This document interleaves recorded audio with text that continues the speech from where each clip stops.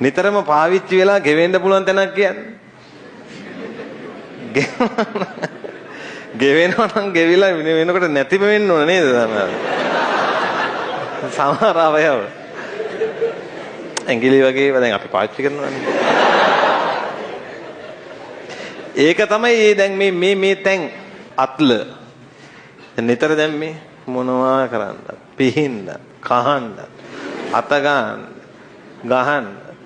ඕනේ මගුලකට ඉතින් මොකද්ද? අත්ලනේ තියෙන්නේ. හොඳට බලන්න.